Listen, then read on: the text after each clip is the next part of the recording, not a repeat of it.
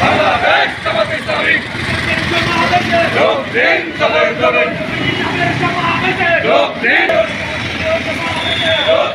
সবাই করেন 11 দলীয় সমাবেশে আল্লাহু আকবার আল্লাহু আকবার চলো মুখে চলো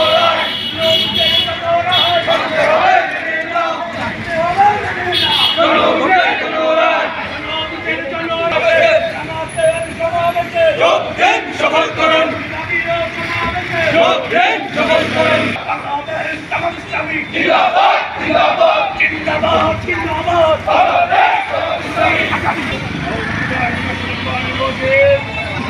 বিসমিল্লাহির রহমানির রহিম আলো চাই ওর কাছে পাল লইব ওই যখন সংগ্রামী মৌলভীবাজারবাসী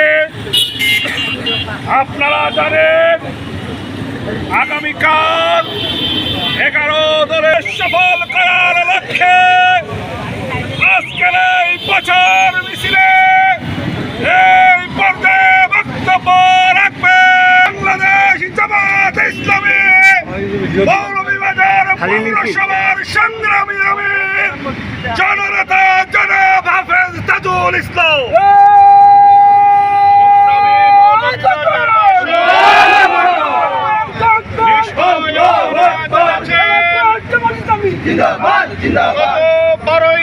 একটি সুষ্ঠু আমরা নির্বাচন সবাই দাবি করি। এই নির্বাচনে আমরা প্রত্যেকেই 2টি ভোট দিয়েছিলাম। একটি ভোটের মাধ্যমে আমাদের নির্বাচিত হয়েছেন এমপিরা, আরেকটি ভোটের মাধ্যমে মূলত গণভোটের রায় বাস্তবায়ন হওয়ার কথা ছিল। অত্যন্ত দুঃখে এবং বেদনার সাথে গোটা দেশের 18 কোটি মানুষ সেটা লক্ষ্য করল। জনগণ 70 ভাগ ভোট দিয়ে গণভোটের রায় যেটা দিয়েছিল সেই গণভোট আজকে বাস্তবায়ন করা হচ্ছে না। গণভোটের যে অধ্যাদেশগুলো হয়েছিল, জুলাই সনদের যে অধ্যাদেশ হয়েছিল, সেটা ছিল দুর্নীতি দমন কমিশন, যেটা এটা স্বাধীনভাবে যেন কাজ করতে পারে সেই অধ্যাদেশ জারি করা হয়েছিল। গুম কমিশন গঠন করা হয়েছিল, স্বাধীন বিচার বিভাগ করার জন্য অধ্যাদেশ গঠন করা হয়েছিল। এইভাবে একটি নিম্ন কক্ষ এবং একটি উচ্চ কক্ষ থাকার কথা ছিল, সবগুলো আজকে বাতিল হয়ে গিয়েছে। এই দেশের জনগণ মনে করে যে জনগণের যে রায় দেওয়া হয়েছিল এটা যদি বাস্তবায়ন না হয়, বাংলাদেশ জামাত ইসলামীর নেতৃত্বাধীন 11 দলীয় জোট রাজপথে নেমে ইতিমধ্যেই আন্দোলন কর্মসূচি ধারাবাহিকভাবে করে আসছে। সকল বিভাগীয় শহরে সমাবেশ করেছে।